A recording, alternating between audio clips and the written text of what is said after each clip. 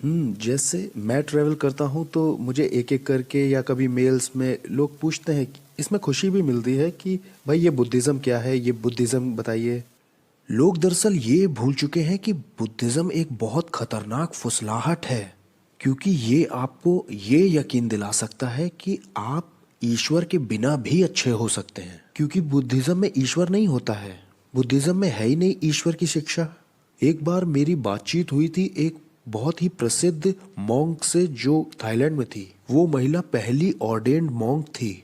PhD थी मैकमैचिस्ट university से Canada में। थाईलैंड आई थी, श्रीलंका गई थी ऑर्डेन्ड होने के लिए। मैंने उनसे कांटेक्ट किया था बातचीत के लिए। हमारी बहुत बढ़िया बातचीत हुई थी और एक पॉइंट पे मैंने उनसे ऐसा कहा, आपको कौन ऐसा व्यक्ति दिखता है जो आपके विश्वास में सबसे ज्यादा ऊंचे पर हो? उसने कहा दलाई लामा।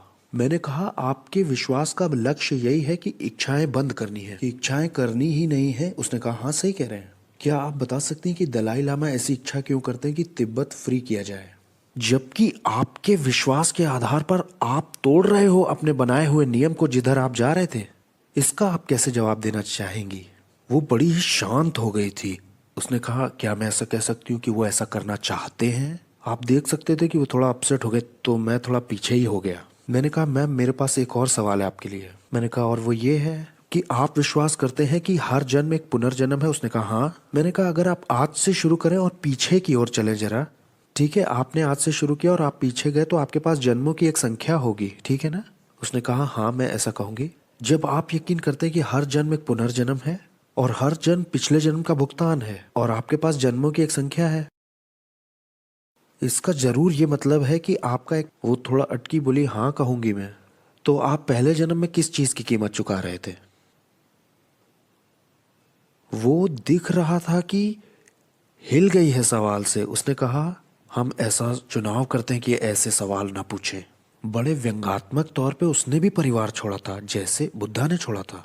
उसने अपने बच्चों को छोड़ा था और अपने पति को भी, और उस सब से अलग हो गई थी। मैंने कहा क्या आपको अपने बच्चों को देखने का मन करता है? मैं देख सकता था कि आंसू निकल आए और होठ कांपने लगे हैं। उसने कहा मैं उन्हें रोज स्कूल लेके जाती हूँ, छोड़ती हूँ, उनको स्कूल से लाती। उसके पास एक कार भी थी। वो बुद्धिस्ट मंक थी और फीमेल थी, तो वो किसी आदमी को भी ड्राइविंग के लिए नहीं रख सकती थी, तो खुद ही अकेले चलाती थी बच्चों को लाने के लिए। वो वहां पर अपने ब्रेकिंग पॉइंट को देख पाई। एक बार मेरे एक हिंदू दोस्त ने जो बाद में मसीही बना, उसने ऐसा कहा, रवि मैंने सोचा इस बारे में जो हमारी बातचीत हुई थी और मैं इस नतीजे पे पहुंचा कि यहाँ तक कि मेरा बैंक मैनेजर भी बताता है कितना मुझे भरना है, कितना मेरा बाकी है, लेकिन मेरा ये जो कर्म चक्र है इसमें मुझे कभी पता नहीं चलेगा कितना मेरा बाकी है और कितना मैं भरूंगा अभी। और उसने कहा ये तो बहुत हार्टलेस सिस्टम है, और फिर उसने अपना जीवन मसीह को दिया। तो जो लोग मुझे देख रहे हैं इस भरने वाले दृष्टिकोण को रखते हैं, जो चाहते हैं कि एक अच्छा जीवन जिया जाए, ये बताता है कि आप कौन हैं। आप किसी को सताना नहीं चाहते, आप किसी को दर्द देना नहीं चाहते, लेकिन मैं आपको याद दिलाना चाहता हूँ कि भलाई आपके अंदर नहीं मिलेगी। इस दुनिया की सबसे बड़ी समस्याएं बाहर नहीं है, वो मनुष्य के अंदर है। एक बदला हुआ मनुष्य का हृदय और मसीह यीशु का अनुग्रह और उसकी उपस्थिति के आने से आपको सही तरह की भूख मिलती है।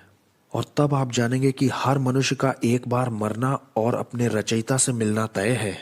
आज आप उन देशों की तरफ नजर उठा के देखिए जो भुगतान करने का नजरिया रखते हैं। सबसे ज्यादा समस्याएं उन्हीं देशों में है, क्योंकि भुगतान करने के इस नजरिए में सबसे महत्वपूर्ण चीज ये है कि आपको ऐसा होना चाहिए, लेकिन आप है नहीं। परमेश्वर आपको सामर्थ्य दे मसीहत को समझने की।